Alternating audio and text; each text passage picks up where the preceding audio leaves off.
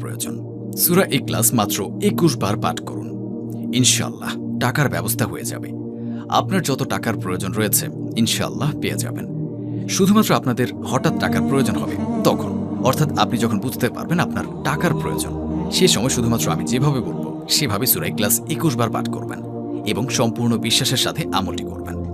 আমি এতটুকু বলে দিচ্ছি, আপনাদের আমল করতে দেরি হবে, আপনাদের প্রয়োজন মতো টাকার ব্যবস্থা হতে দেরি হবে না।